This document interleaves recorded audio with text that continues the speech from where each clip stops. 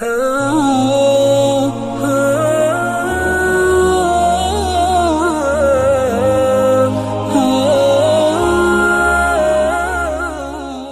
کے نیچے سبسکرائب کے بٹن پہ کلک کریں، بیل کے آئیکن پہ کلک کیجئے تاکہ ہر نئی ویڈیو کی نوٹیفیکیشن آپ کو ملے۔ الحمدللہ وحدہ والصلاة والسلام علی من لا نبی بعدہ، اما بعد فاعوذ باللہ من الشیطان الرجیم، بسم اللہ الرحمن الرحیم، وآخرین منہم لما یلحقوا بہم، عن ابی ہریرہ رضی اللہ تعالی عنہ قال قال رسول اللہ صلی اللہ علیہ وسلم لو كان الإيمان بالثريا لتناوله رجال من هؤلاء، رواه الإمام الهمام البخاري في صحيحه۔ صدق الله العظيم وبلغنا رسوله النبي الأمي الكريم، ونحن على ذلك لمن الشاهدين والشاكرين، والحمد لله رب العالمين۔ معزز دوستو، حضرت مولانا شکیل احمد صاحب، حضرت مولانا نور الحسن قادری صاحب دامت برکاتہم کی دعوت پرخلوص پر میں آپ کی خدمت میں حاضر ہوں۔ آج 22 نومبر 2020 ہے، بروز اتوار ہے، اور آپ کے یہاں جیلانی کالونی، اقبال روڈ، ضلع نارووال میں عنوان ہے ہمارے پروگرام کا مقام امام اعظم ابو حنیفہ رحمۃ اللہ علیہ۔ میں نے آپ کی خدمت میں امام ابو حنیفہ رحمۃ اللہ علیہ کی مقام اور مرتبے کے حوالے سے چند معروضات پیش کرنی ہے، امید ہے آپ توجہ کامل فرمائیں گے۔ بس میری آنکھوں میں آنکھیں ڈالنا، میری بات سننا، اس دوران ایک دوسرے سے باتیں دائیں بائیں دیکھنا چھوڑ دیں۔ امام صاحب کا عنوان بہت علمی عنوان ہے، اور اس کو سمجھانے کے لیے محنت چاہیے، اور اس کو سمجھنے کے لیے توجہ چاہیے۔ اگر توجہ سلپ ہو گئی نا تو پھر بعد میں آپ نے مولانا شکیل صاحب سے کہنا ہے کہ ہمیں بات سمجھ نہیں آئی، وجہ نہ مولانا شکیل ہوگا نہ مفتی عبدالواحد ہوگا، وجہ آپ کی توجہ کی سلپنگ ہوگی، اسی لیے آپ توجہ رکھنا۔ میرے دوستو، امام اعظم ابو حنیفہ رحمۃ اللہ علیہ آج سے تقریباً 1350 سال پہلے کے آدمی ہیں۔ امام ابو حنیفہ کس زمانے میں پیدا ہوئے ہیں؟ یہ وہ زمانہ ہے جس زمانے کو حضور پاک علیہ السلام نے دعائیں دی ہیں۔ آپ کہیں گے کیسے؟ وہ حدیث پاک جو جمعے کے خطبے میں امام اپنے ہاتھ میں عصا لے کر پڑھتا ہے، اگر اس حدیث پاک پر غور کریں تو امام ابو حنیفہ کی پیدائش کا وقت سمجھ آتا ہے۔ وہ حدیث ہے خیر القرون قرنی ثم الذین یلونہم ثم الذین یلونہم۔ حضور علیہ السلام نے خبر دی ہے کہ 3 زمانے ایسے ہیں جن کو میں تمہارا پیغمبر بہتر فرما رہا ہوں۔ اللہ کے رسول بتائیے بہتر زمانوں میں پہلا زمانہ، دوسرا زمانہ، تیسرا زمانہ کون سا ہے؟ حضور پاک نے فرمایا قرنی، پہلے جب تک میں اس دھرتی پر موجود ہوں، میں پردہ فرما کر نہ جاؤں، میرا زمانہ ہے، یہ سب سے بہتر ہے۔ حضور علیہ السلام ٹھیک ہو گیا۔ دوسرا زمانہ کب ہوگا؟ فرمایا ثم الذین یلونہم، صحابہ کا زمانہ بہت بہتر رہے گا بعد کے زمانوں سے۔ ٹھیک ہو گیا یا رسول اللہ 2 زمانے۔ تیسرا زمانہ فرمایا ثم الذین یلونہم، تابعین کا زمانہ بہتر ہوگا بعد کے زمانوں سے۔ اب زمانے 3 ہیں، زمانہ نبوی، زمانہ صحابہ، زمانہ تابعین۔ پیغمبر کی ذات کا جو شاگرد بنے، زیارت کرے، مشرف با اسلام ہو، حضور کا دیدار کرے، وہ صحابی، اور جو پیغمبر کو نہ دیکھ سکے، نبی کے شاگرد کو دیکھے، نبی کے صحابی کو دیکھے، وہ تابعی۔ اب تابعی کون ہے؟ صحابی کون ہے؟ سورت نمبر 9 سورت توبہ، آیت نمبر 100، 11واں پارہ، پہلا صفحہ۔ رب العزت ارشاد فرماتے ہیں والسابقون الاولون من المہاجرین والانصار، دین میں سب سے پہلے جلدی کر کے جو لوگ داخل ہوئے ہیں وہ مہاجرین اور انصار، یہ صحابہ ہیں، ان کا بڑا رتبہ ہے۔ اس کے بعد والذین اتبعوہم بإحسان، جو ان کے تابع بنیں گے نیکی کے اندر، ان کی اتباع کریں گے بھلائی کے اندر، یہ دوسرا اچھا طبقہ ہے۔ اللہ جو اچھا ہے تو آپ ان کے بارے میں کیا نتیجہ فرما رہے؟ فرمایا رضی اللہ عنہم ورضوا عنہ، یہ وہ طبقے کے لوگ ہیں، وہ پیغمبر کے صحابہ ہوں یا صحابہ کے تابعین ہوں، جن سے میں راضی اور وہ مجھ سے راضی۔ یہ تین زمانے بہتر۔ اب یہ کب تک چلتے ہیں؟ کس زمانے سے شروع ہیں، کس زمانے پہ ختم ہے؟ وہ سن کون سا ہے، وہ زمانہ کون سا ہے، وہ مہینہ کون سا ہے؟ توجہ رکھنا، حضور علیہ السلام جب اس دھرتی سے پردہ فرما کر عالم قبر عالم برزخ میں تشریف لے گئے تو اللہ کے رسول کا یہ زمانہ سن 10 ہجری پہ ختم تھا۔ 11ویں ہجری کا محرم، صفر، ربیع الاول، ابھی تیسرا مہینہ 11ویں ہجری کا شروع تھا، حضور علیہ السلام پردہ فرما گئے۔ حضرت ابوبکر صدیق کو خلافت ملی، امت نے اتفاق کیا، اتحاد کیا، اجماع کیا، ابو بکر کو خلیفہ اول مانا۔ ابو بکر رضی اللہ عنہ نے زمانہ شروع کیا تو یہ صحابہ کا زمانہ شروع ہوا۔ اب زمانے کو حضور نے قرن فرمایا ہے، قرنی۔ قرن کس عرصے کو کہتے ہیں؟ عربی لغت میں لکھا ہوا ہے، قرن کا معنی ہوتا ہے 100 سنہ، 100 سال۔ 100 سال کا زمانہ قرن کہلاتا ہے۔ تو صحابہ کا زمانہ کب تک چلا؟ یہ بھی 100 سال چلا۔ جو حضور نے فرمایا وہ اللہ کے فرمانے پر فرمایا، جو حضور نے فرمایا وہ اللہ کے بتانے پر فرمایا، جو حضور پاک نے پیشن گوئی دی کہ دوسرا زمانہ بہتر، وہ اللہ کے اطلاع سے حضور نے پیشن گوئی دی۔ تو وہ صحابہ بھی 100 سال تک حضور کے بعد اس دھرتی پر زندہ رہے۔ اس کے بعد صحابہ کو اللہ نے اٹھا لیا، 100 سال تک یہ صحابہ کا زمانہ چلا ہے۔ مثلاً دیکھیں، حضور پاک کے بعد 100 سال تک صحابہ کا زمانہ ہے، ان میں 30 سال پہلے یہ خلفائے راشدین کا زمانہ ہے۔ اس کے بعد حضرت امیر معاویہ رضی اللہ عنہ کی خلافت عادلہ کا زمانہ ہے، اور اس کے بعد پوری ترتیب ہے۔ یہ 110 ہجری تک رہے ہیں، 110 ہجری تک پیغمبر کے صحابہ موجود رہے ہیں۔ حافظ ابن حجر اسقلانی المتوفی 852 ہجری نے الاصابہ فی تمیز الصحابہ کے مقدمے میں لکھا ہے۔ امام ابن اسیر الجزری نے اسد الغابہ کے پیش لفظ میں لکھا ہے، صحابہ کرام 100 سال تک رہے۔ صحیح بخاری جلد اول کتاب العلم باب رفع علم کے تحت حضرت انس کی روایت موجود ہے، اس کے تحت فتح الباری میں بھی ہے، عمدۃ القاری میں بھی ہے۔ ان دونوں مقامات پہ لکھا ہوا ہے، حدثونی انی لا یحدثنکم احد بعدی۔ حضرت انس فرماتے تھے، لوگو یہ حدیث بصرے والو مجھ سے سن لو، اگر میرے بعد کوئی ہوگا تو وہ یوں نہیں کہہ سکے گا میں نے اپنے کانوں سے حضور سے سنا تھا۔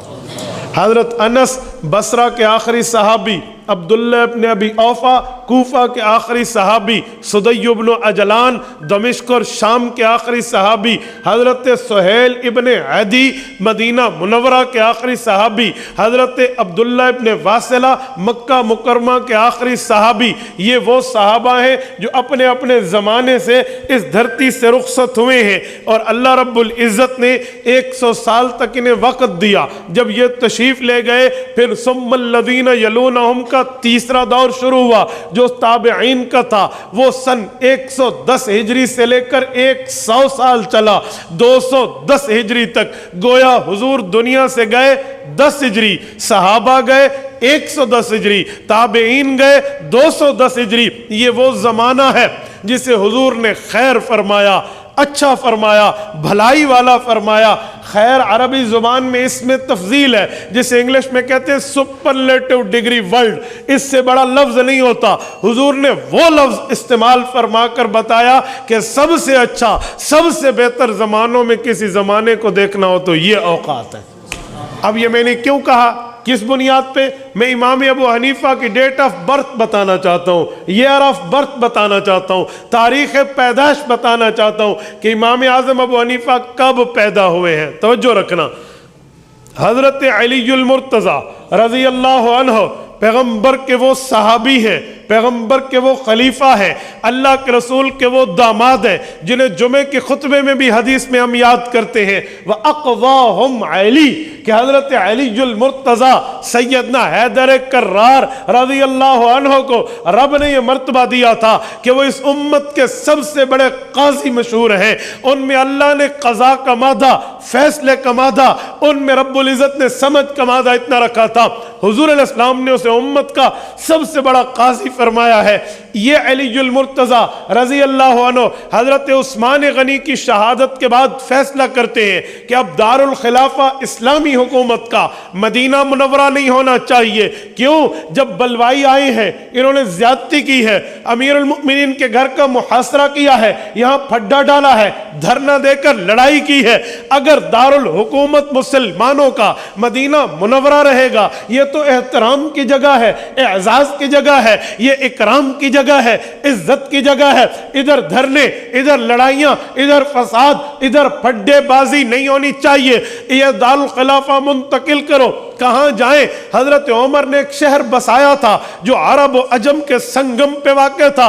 वहां छावनी थी, वहां यूनिवर्सिटी थी। उस यूनिवर्सिटी के वाइस चांसलर अब्दुल्ला इब्न मसऊद थे और उस छावनी के सरबरा हजरत अबू उबैदा और खालिद इब्न वलीद थे रज़ी अल्लाह अन्हुम। हजरत अली ने फैसला किया, मैं कूफा जाता हूं। कूफा ये अरब और अजम का संगम है, इधर जाकर हम दारुल हुकूमत कायम करते हैं। अलीजुल मुर्तज़ा के फैसले ने बाद में आने वाली तारीख साबित करती है कि हजरत अली का फैसला 100% दुरुस्त था। हजरत अली ने कूफा से मदीना से कूफा दारुल खिलाफा मुंतकिल किया। यहाँ आ गए, यहाँ अलीजुल मुर्तज़ा के शागिर्द बढ़े, यहाँ अलीजुल मुर्तज़ा के शागिर्दों की तादाद बढ़ी। इनमें एक शागिर्द था जो हजरत अली की खिदमत करता था, उसका नाम जूती है। इसकी कोशिश होती उस जमाने में घर से फालूदे का प्याला बनाता जो उस जमाने के शायान शान था। वो प्याला मिठाई का बनाकर हजरत अलीजुल मुर्तज़ा को पेश करता, उस्ताद मुकर्रम नोश करते, ये दिल से शादमान और खुश हो जाता। एक दिन ये फालूदा बिलाया, अपने हाथ में एक नवाइजदा बच्चा लेकर आया वजूती। इसका बेटा पैदा हुआ था, वो हजरत अलीजुल मुर्तज़ा की गोद में उसने आके रख दिया और अर्ज किया, उस्ताद जी आइंदा तो फलूदा लाता रहूंगा, लेकिन आज मेरा बेटा पैदा हुआ है, मैंने, मेरी बीवी ने यह तय किया है, इसे पहली खुराक जाए तो अलीजुल मुर्तज़ा के हाथों से जाए। हम तो आपके हाथों से दिलवाना चाह रहे। हजरत अलीजुल मुर्तज़ा ने बच्चे को लिया, अपनी ज़बान उसकी ज़ुबान में दी। हजरत अली ने उस ज़माने की जो तहनीक होती है, जिसे कहते हैं घुट्टी, पहली खुराक, वो हजरत अली ने दी, बरकत की दुआ दी और वापस कर दिया। नारोवाल के गैरतमंद मुसलमानों, ये शख्स कौन था जिसे अली ने अपने हाथों में उठाया? ये हजरत इमाम अबू हनीफा का वालिद साबित बिन ज़ूती है। मकानतुल इमाम अबी हनीफा तफिल हदीस उठाएं, आपकी मर्जी। मनाक़िब अबी हनीफा व साहिबाई उठाएं, आपकी मर्जी। उक़ूदुल जम्मान फी मनाक़िब नौमान उठाएं, आपकी मर्जी। इन तमामी कुतुब में ये वाक़या इस तरह तहरीर मौजूद है। अल्फाज मेरे हैं, बात उनकी है, मैंने समझाने के अंदाज में आपको उनकी बात पेश की है। इससे अगला जुमला, हजरत अलीजुल मुर्तज़ा की शहादत कब है? पूरी दुनिया जानती है, सन 40 हिजरी हजरत अलीजुल मुर्तज़ा शहीद हुए हैं। और ये बच्चा कब आया था? हजरत अली की शहादत से कई साल पहले। ये जो 34 हिजरी की बात है, जब हजरत अलीजुल मुर्तज़ा शहीद हुए, ये बच्चा तकरीबन 8 साल का हो चुका था। हजरत अलीजुल मुर्तज़ा की शहादत के बाद 15 साल की उम्र होती है तो वालिद ने शादी करा दी। जब शादी हो गई, इस साबित की शादी हुई है, इसके घर में जिस बच्चे ने पैदाइश ली है उसे इमाम अबू हनीफा कहते हैं। अबू हनीफा कब पैदा हुए हैं? 3 कौल है, 3 कौल सुनिए। एक कौल है इमाम अबू हनीफा की पैदाइश सन 80 हिजरी में है, यह जमहूर का कौल है। एक कौल है इमाम अबू हनीफा के इमाम अस्माई फरमाते हैं इनकी पैदाइश सन 70 हिजरी में है। और इमाम साहब के पोते हम्माद बिन इस्माइल बिन हम्माद बिन अबी हनीफा, ये कहते हैं सन 60 हिजरी में। तीनों कौल है। अगर हम सन 80 हिजरी का ज़माना इमाम साहब की पैदाइश का लें, 90, 100 और 110 सहाबा का 30 साल ज़माना अबू हनीफा ने पाया है। ये मैंने इसीलिए तारीख बताई थी। अगर 70 हिजरी का कौल लें तो 40 साल इमाम अबू हनीफा ने सहाबा का ज़माना हासिल किया है। और अगर सन 60 हिजरी पोते का कौल ले तो आधी सदी तक अबू हनीफा सहाबा में पला और बढ़ा है। 50 साल मजाक नहीं है। ये मैं क्यों कह रहा हूं? اسی لیے کہ امام ابو حنیفہ کی فقاہت پہ صحابہ کی مہر تصدیق ہے، یہ بتانے کے لیے کہ امام ابو حنیفہ کے علم پر اعتماد پیغمبر کے صحابہ کا ہے، اسی زمانے میں پلا بڑا، اسی زمانے میں امام ابو حنیفہ کی زندگی ہے۔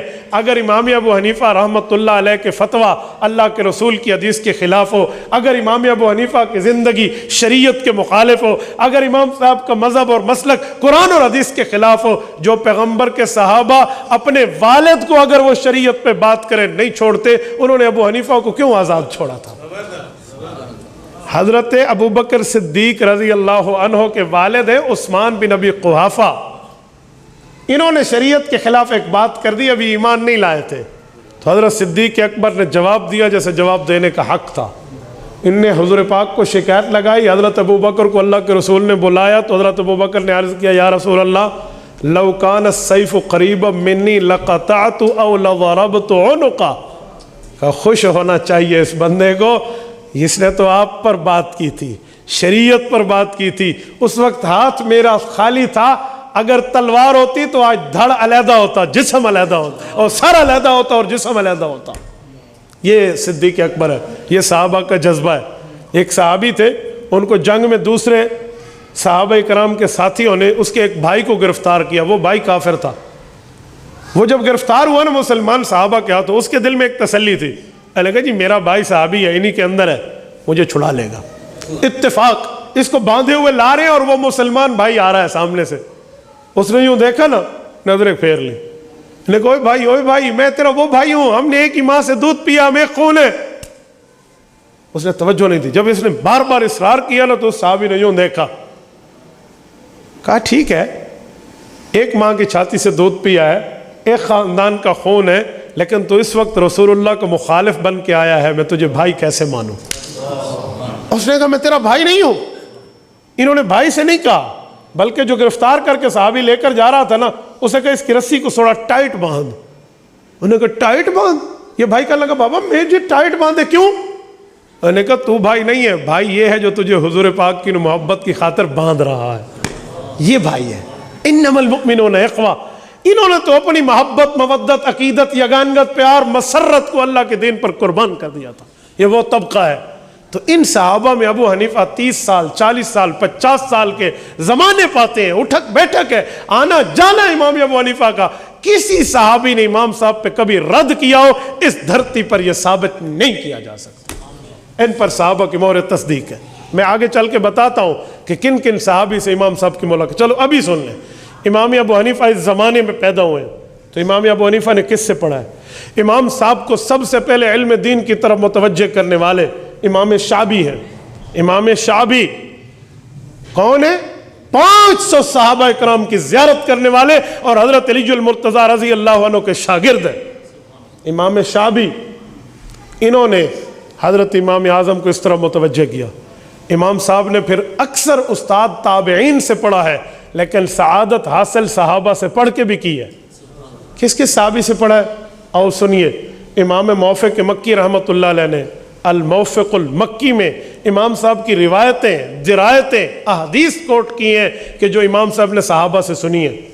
وہ کہتے ہیں امام ابو حنیفہ رحمۃ اللہ علیہ نے 8 صحابہ سے پڑھا ہے، 13 صحابہ کی زیارت کی ہے، 80 صحابہ کا زمانہ پایا ہے۔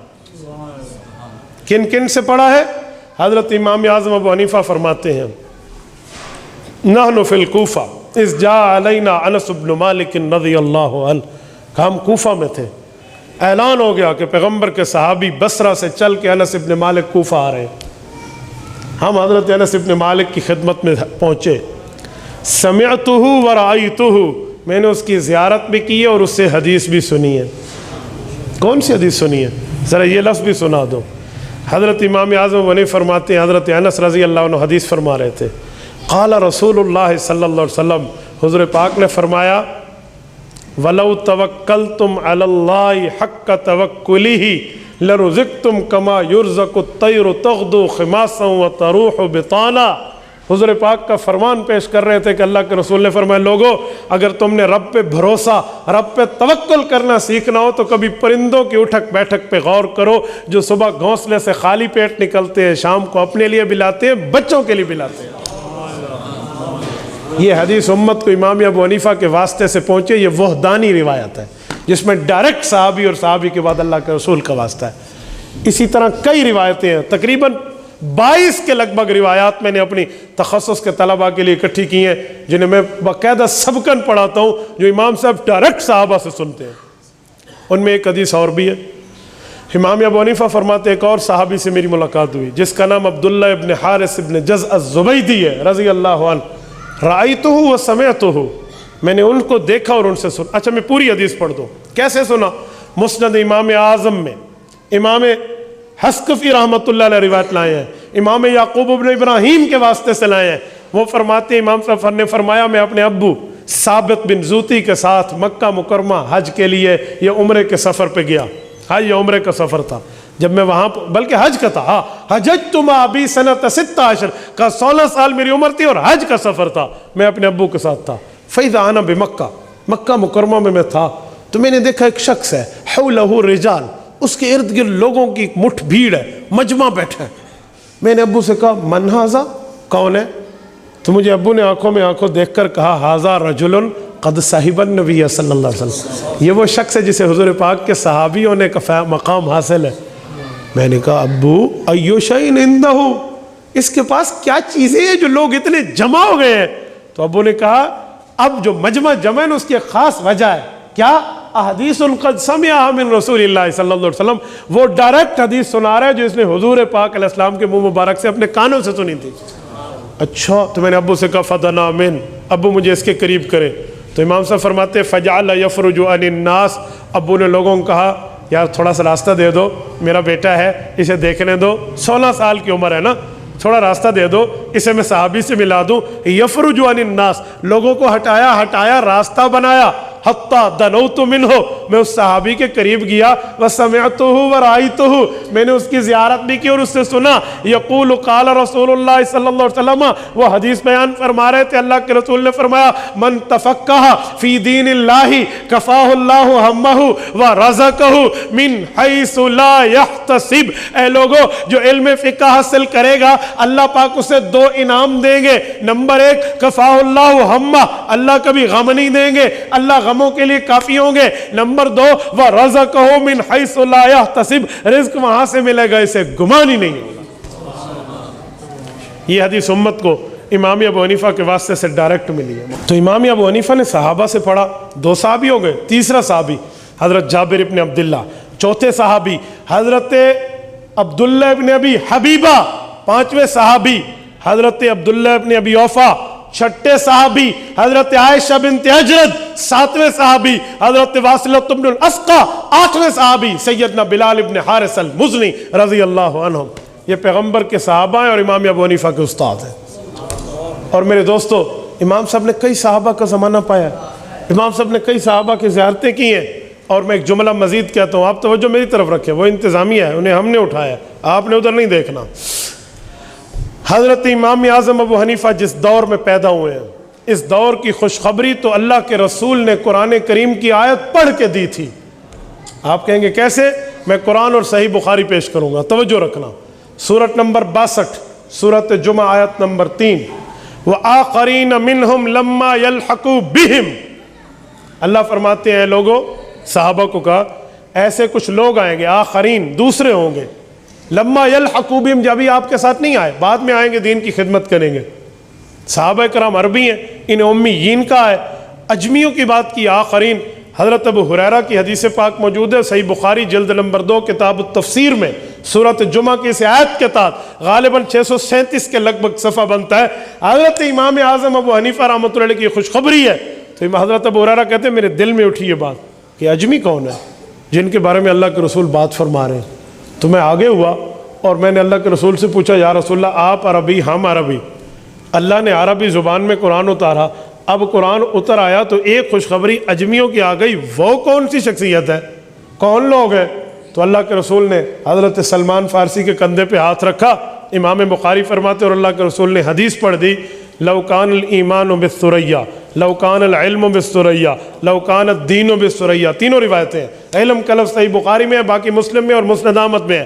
فرمایا اگر ایمان، علم اور دین اتنا بلند ہو جائے گا کہ وہ ثریا ستارے پر پہنچ جائے, اتنا بلند ہو جائے. لَتَنَاوَلْهُ رِجَالٌ مِّنْ هَٰؤُلَاءِ, سلمان فارسی کی قوم یعنی فارسیوں میں سے, اجمیوں میں سے ایسے لوگ آئیں گے جو دین کو وہاں سے اتار کر آپ کی دسترس میں پیش کر دیں گے. حضرت ابو ہریرہ نے بات سنی اور بات سنی ہو گئی اور امت تک پہنچا دی. اب اجمی کون ہے؟ صحابہ کے بعد جو اجمی آئے ہیں جنہوں نے کوئی کارنامہ بھی تو سر انجام دیا ہو نا, وہی ہوں گے نا, کوئی عام بندہ تو نہیں ہوگا. تو وہ کون ہے؟ تو اس میں 4 ائمہ کا ذکر آتا ہے, 4 امام. جیسے اس مسجد میں داخل ہونے کے یہ دروازے بڑے 3 ہیں, قرآن کریم پڑھنے کے طریقے 7 ہیں, اسی طرح حدیث پاک پہ عمل کرنے کے طریقے 4 ہیں, حنفی, شافی, مالکی, حنبلی. تو ان کے جو 4 بڑے امام ہیں یہ صحابہ کے بعد آئے ہیں. مثلا امام مالک ابن انس المدنی رحمۃ اللہ علیہ, امام شافعی رحمہ اللہ, حضرت امام احمد ابن حنبل رحمہ اللہ اور امام اعظم ابو حنیفہ. ذرا ان میں سرچ کرو, دیکھو عربی کون ہے, عجمی کون ہے, فیصلہ ہو جائے گا. امام مالک ابن انس کی قوم کا نام ہے بنو اصبحی, یہ عربی قبیلہ ہے, اجمی نہیں ہے. امام شافعی کے قبیلے کا نام ہے مطلبی قریشی, مطلبی قریشی قبیلہ عربی ہے, اجمی نہیں ہے. امام احمد کے قبیلے کا نام ہے بنو شیبان, شیبانی قبیلہ عربی ہے, اجمی نہیں ہے. تو وہ کون ہے جو صحابہ کے بعد اجمی ہے؟ تو امام جلال الدین سیوطی رحمۃ اللہ علیہ, المتوفی 911 ہجری, ایک واضح جملہ ارشاد فرماتے ہیں تبییض الصحیفہ اپنی کتاب میں, حالانکہ شافعی ہیں مسلک کے لحاظ سے.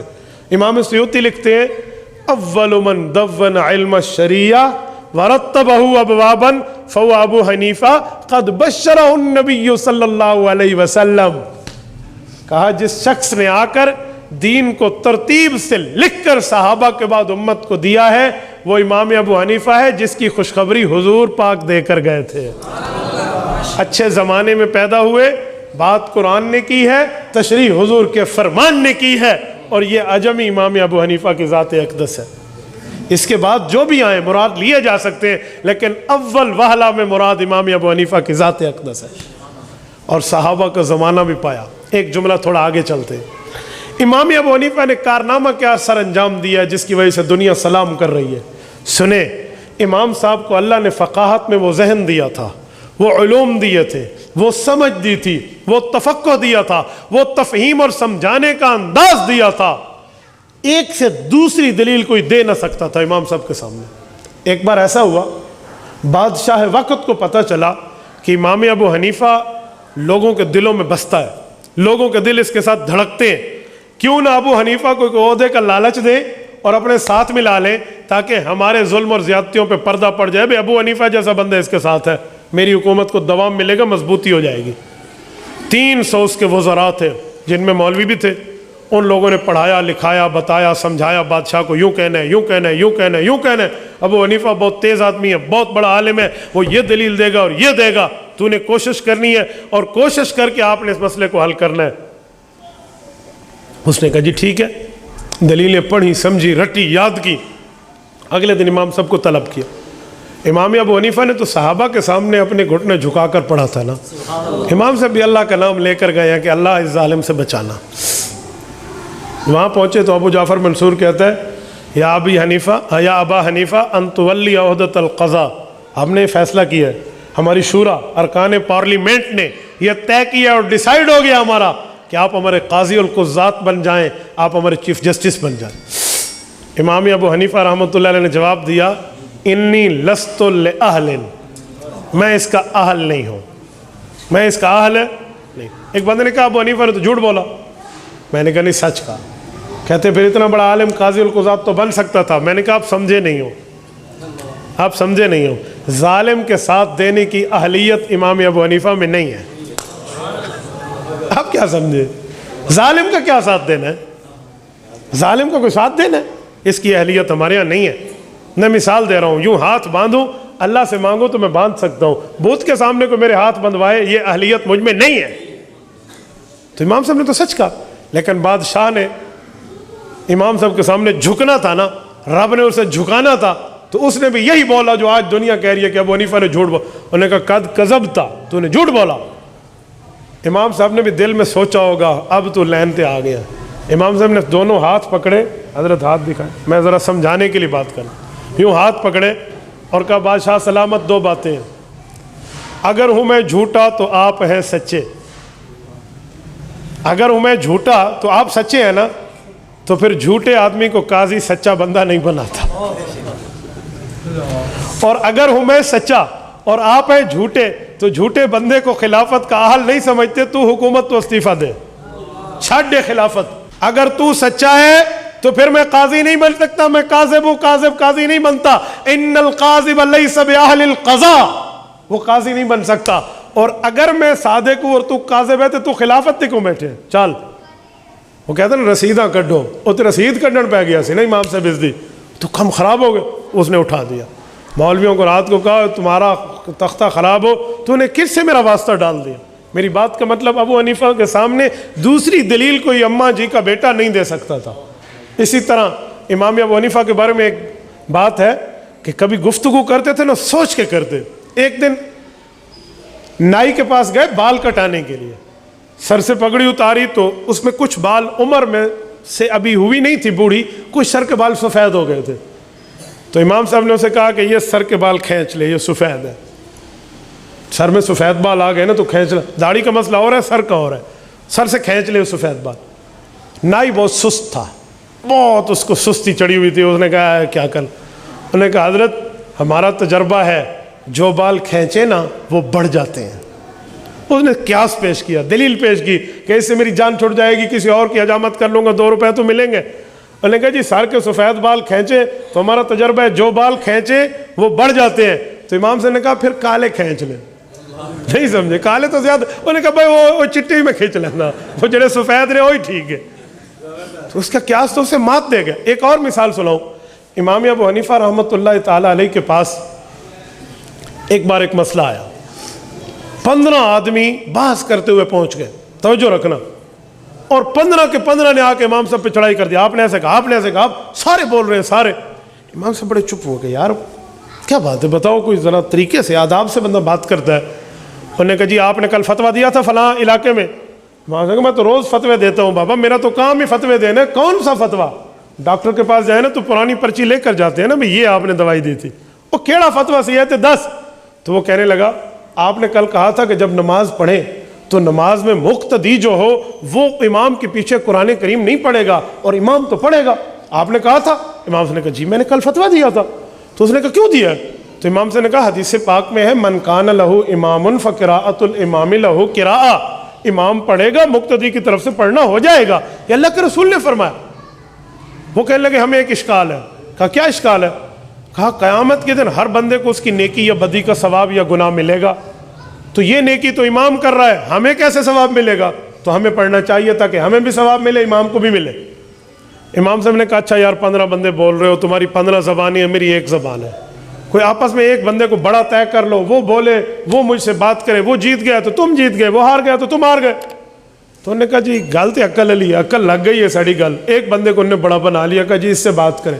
امام صاحب نے جب بات کرنے کے لیے اسے سامنے بٹھایا اور کہا یہ 14 آدمی پیچھے ٹھہرے ہیں, مجھے خطرہ ہے یہ بھی بولیں گے, ان سے معاہدہ کرو. انہوں نے کہا ہم کیوں بولیں گے, جب ہم نے بڑا بنا لیا ہے, یہ بولے گا, ہماری طرف سے دلیلیں دے گا. امام سے نے کہا پھر تمہاری دلیلیں. انہوں نے کہا یہی دے گا نا. امام سے نے کہا دلیل ابھی شروع نہیں ہوئی اور میں تم سے بحث جیت گیا. انہوں نے کہا جی وہ کیسے؟ انہوں نے کہا تمہارا بڑا دلیل دے گا, تمہاری طرف سے ہو جائے گا, تو امام مقتدیوں کو بڑا پڑے گا, ان کو بھی ثواب مل جائے گا. یعنی دوسری دلیل امام صاحب کے سامنے بہت چلنا مشکل تھی. ایک بات اور سمجھو, حضرت امام اعظم ابو حنیفہ رحمۃ اللہ علیہ کے پاس فتویٰ آیا کہ نیت کرنی ہے نا اللہ اکبر کے لیے, تو ہاتھ کہاں تک اٹھائیں؟ ایک حدیث پاک ہے حضور علیہ السلام نے سینے مبارک تک ہاتھ اٹھائے. ایک حدیث پاک ہے اللہ کے رسول نے کندھوں تک ہاتھ اٹھائے, حیال صدرئی حیا منکبئی حیال اذنئی. اور تیسری حدیث پاک ہے کانوں کی لو کے بقدر, ملانا نہیں ہے, بس برابر ہاتھ اٹھائے. تو یہ تینوں حدیثیں. تو امام ابو حنیفہ رحمۃ اللہ نے فتویٰ دیا بھی کان کے برابر ہاتھ اٹھاؤ. تو ایک شخص بحث کے لیے پہنچ گیا, ایک کو فلاں فلاں فلاں, بھئی اے تو حدیث پاک ہے, کبھی این کر لو, کبھی کبھی یوں کر لے. اب ایک شخص نے ایک بار مجھ سے پوچھا کہ ابو حنیفہ کے پاس حدیث تو ہے لیکن جو 2 حدیثیں وہ تم نے چھوڑ لی ہیں. اللہ کے بندے جب حدیث بھی مانتے ہو تو کبھی کبھی اس پہ عمل کر لو, یہاں تک ہاتھ اٹھاؤ, کبھی کبھی کندھوں تک, کبھی کبھی کانوں تک, تینوں پہ عمل کرو نا. میں نے کہا میرے بھائی آج آپ نے 2 اردو کتابیں پڑھ لی ہیں اور میرے سامنے علم جھاڑنے آ گئے ہیں, میں مانتا ہوں دونوں حدیثیں نہیں تینوں حدیثیں ہیں, لیکن امام ابو حنیفہ صحابہ کا شاگرد ہے، اس نے ایسا طریقہ اختیار کیا ہے کہ کوئی حدیث چھوٹتی نہیں ہے۔ کہا وہ کیسے؟ میں نے کہا جب کندھے تک ہاتھ اٹھائیں گے نا تو یہ والی چھوٹ گئی، سینے تک ہاتھ اٹھائیں گے تو یہ 2 والی چھوٹ گئی۔ امام ابو حنیفہ فرماتے ہیں ایسا نہ کرو، پیغمبر کی ساری حدیثیں ملا کے عمل کرو، ہاتھ اٹھاؤ گے یوں لے جاؤ گے، سینے پہ گزرے گا پہلی حدیث پہ عمل، کندھے سے گزرے گا دوسری پہ عمل، کانوں کے برابر ہوگا تیسری پہ عمل، کوئی بچتی نہیں ہے، تینوں پہ عمل ہوتا ہے۔ تو تھوڑی سی بندہ غور کر لے، سمجھ لے، تو امام ابو حنیفہ کی دلیل کو سمجھنا مشکل نہیں ہے۔ ایسے میں ایک بات اور سمجھاتا ہوں، حضرت امام ابو حنیفہ رحمۃ اللہ علیہ کا مقام اور مرتبہ ایک بات سے مزید سمجھیے۔ حضرت امام صاحب رحمۃ اللہ علیہ کی ترتیب یہ ہوتی تھی، وہ اپنی ترتیب پہ چلتے اور اس ترتیب پہ ایسی دلائل پیش کرتے نا کہ اگلا سمجھ جاتا کہ حضرت بات کا انداز کیا ہے۔ مثلا ایک مثال لیتے ہیں، یہ جو ہے کہ یہ بندہ فوت ہو رہا ہے، اسے خون کی ضرورت ہے، کہتے ہیں نا A positive, B positive, A B positive, A negative, B negative, O positive, O negative, کہتے ہیں یہ خون کے جو مختلف نام بنے ہوئے ہیں۔ اگر امام ابو حنیفہ کا فتویٰ نہ ہوتا تو آج دنیا میں خون دینے اور لینے کی بات ہو نہ سکتی۔ آپ کہتے کیسے؟ میں دلیل دے رہا ہوں۔ امام ابو حنیفہ رحمۃ اللہ علیہ نے اس زمانے میں جب پچھنا لگتا تھا، سینگی لگتی تھی، جسے کہتے ہیں حجامہ، یہ لگتا تھا، تو امام صاحب رحمۃ اللہ علیہ نے اس زمانے میں ایک فتویٰ دیا تھا۔ امام صاحب فرمانے لگے کہ میں صحابہ سے پڑھاؤں، سمجھاؤں، اس بنیاد پر ایک فتویٰ دے رہا ہوں۔ وہ فتویٰ کیا ہے کہ یہ جو کوئی بیمار ہو جاتا ہے اسے ہم سینگی لگواتے ہیں، پچھنا لگواتے ہیں، خون نکال لو۔ یہ خون نکلوانا کیا ہے یار؟ خون نکلوانے کا کیا مطلب ہے؟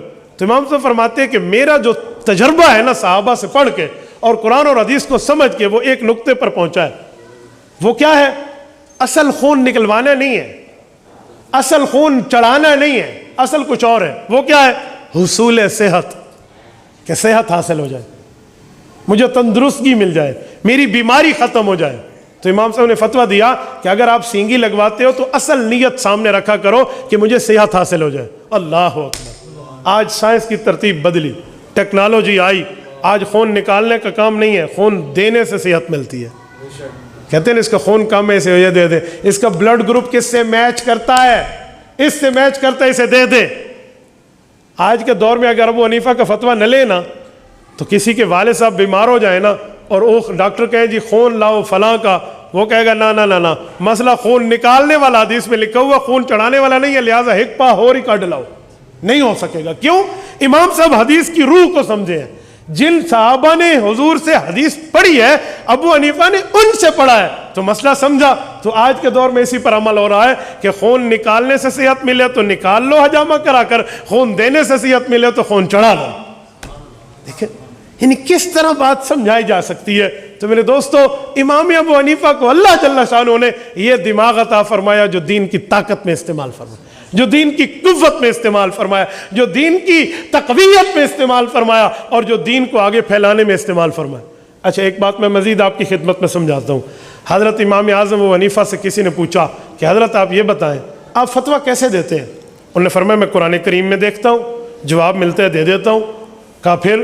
کہا اگر کوئی مسئلہ ایسا ہو واضح حل قرآن میں نہ ہو، واضح حل، تو میں حدیث پاک میں دیکھ لیتا ہوں۔ تو کہا جی پھر؟ کہ اگر مسئلہ ایسے ہو کہ واضح حل حدیث پاک میں بھی نہ ہو تو میں دونوں کو سامنے رکھتا ہوں اور اپنے استادوں سے پڑھے ہوئے تجربے کو سامنے رکھتا ہوں اور اس سے مسئلہ نکال لیتا ہوں۔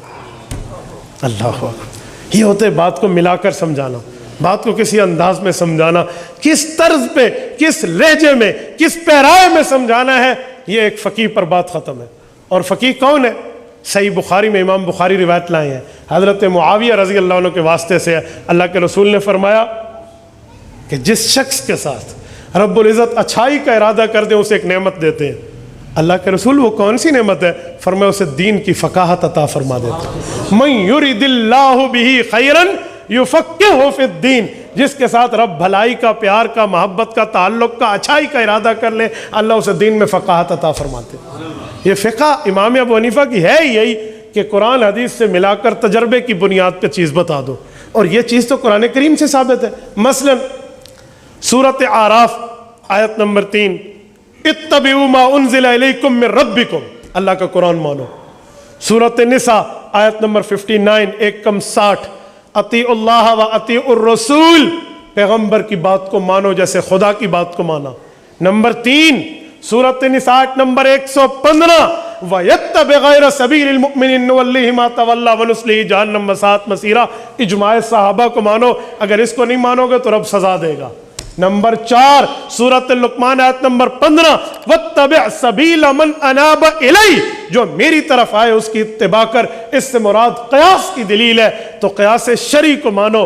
तो दीन इस्लाम के 4 असास कुरान, सुन्नत, इजमा, क़यास, ये चारों इमाम अबू हनीफा पेश फरमा रहे हैं। ये किसी को नीचा दिखाने के लिए नहीं है, ये किसी को ऊंचा दिखाने के लिए नहीं है, या तासुब पे नहीं है, या जिद पे नहीं है, या हसद पे नहीं है, या कोई जो है ना क्या कहते हैं घुमंड पे नहीं है। ये दीन की एक समझ है, उसे समझाया जा रहा है। बाज औकात दीन के मसले समझाने में 2 राय हो जाती हैं। अगर 2 राय हो जाए ना तो सीना बड़ा रखें। दीन के मसले में 2 राय आ जाए, फतवा न लगाएं दूसरे पे। आओ मैं सही बुखारी से हदीस पाक पेश करता हूँ। हुज़ूर पाक सल्लल्लाहु अलैहि वसल्लम जंग से वापस आए। अल्लाह के रसूल सल्लल्लाहु अलैहि वसल्लम ने देखा जिब्राइल अलैहिस्सलाम ने अभी जंगी लिबास पहना हुआ है। जिब्राइल, आपने अभी जंगी लिबास पहना है? किताबुल मगाज़ी जिल्द 2 सही बुखारी की रिवायत है। हमने तो उतार दिया। तो जिब्राइल ने कहा आपने उतार दिया? अल्लाह ने हमें उतारने का भी हुक्म नहीं किया। कहा क्यों? कहा बनी कुरैज़ा पहुंचे, वहाँ साद इब्न मुआज़ के फैसला उस मामले का मुंतज़िर है, जब तक वो फैसला ना हो आप जंगी ज़िरा ना उतारे। हुजूर ने सहाबा को फरमाया चलो बनी कुरैज़ा। अज़ान असर का वक़्त था और हुजूर ने ऐलान फरमा दिया ला युसल्लियन्ना अहदुकुमुल असर इल्ला फी बनी कुरैज़ा। कहा असर की नमाज नहीं पढ़नी, बनी कुरैज़ा पहुंचो, यानी वहां आकर पढ़ो। सहाबा दौड़ पड़े। मजमा था, हजारों का था। अब कुछ लोग मजमे में रह भी जाते हैं, तो एक तबका रह गया।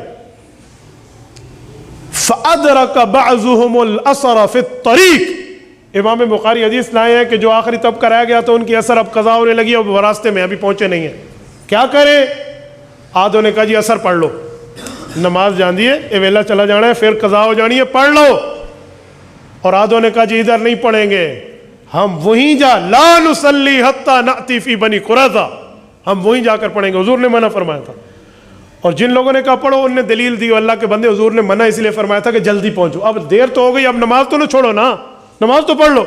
और दूसरों ने कहा ये दलीलें तुम निकाल रहे हो, हमें हुजूर ने फरमाया उधर पढ़ो, चाहे कज़ा हो चाहे अदा हो, हम वहीं पढ़ेंगे। कुछ ने पढ़ ली, कुछ ने वहीं पढ़ी, सारा मसला हो गया। अब ये दोनों जमातें जिनकी आपस में बहस हुई थी सहाबा की, हुजूर अलैहिस्सलाम की खिदमत में पहुंच गए। फ़ज़ुकिर ज़ालिका लिन्नबी सल्लल्लाहु अलैहि वसल्लम, हुजूर के सामने तज़किरा हुआ। फलम युअन्निफ वाहिदम मिनहुमा, हुजूर ने फरमाया दोनों ठीक है। क्या फरमाया? दोनों ठीक है, किसी एक पर तनकीद नहीं फरमाई। इससे समझ आया दीन के मसले में अल्लाह की रजा के लिए 2 राय हो जाए तो दूसरे पर फतवाबाजी नहीं किया करो। अपनी दलील दो, उस दलील का मसला समझाओ, उस दलील का तर्ज समझाओ, उस दलील की मजबूती समझाओ, लेकिन दूसरे पे फतवा लगा के अपनी दलील को कमजोर करके आखिरत को बर्बाद न करो। बस ये हजरत इमाम आज़म अबू हनीफा रहमतुल्लाह अलैह का तर्ज है। अपना मसला समझाएं, उसकी दलील दें और उसको वाज़ेह करें। कोई माने उसकी मर्जी, ना माने उसकी मर्जी। हम कौन से जन्नत जहन्नम के एडमिनिस्ट्रेटर बने बैठते हैं? मैं क्यों दूसरे पे फतवा लगा कर चल मेरा तेरा मसला खत्म हो गया? मैं अपनी दलील दे रहा हूं, वजाहत कर रहा हूं, सबूत पेश कर रहा हूं और उस दलील की वजह तरजीह दे रहा हूं। अब ये बात है, कोई माने भी ठीक है, ना माने भी ठीक है। अब जिसके दिल में आए पाए वो रोशनी। हमने तो दिल जला के सरेआम रख दिया। अकूलु कौली हाज़ा व अस्तग़फिरुल्लाह व आखिरु दअवाना अनिल हम्दुलिल्लाहि रब्बिल आलमीन।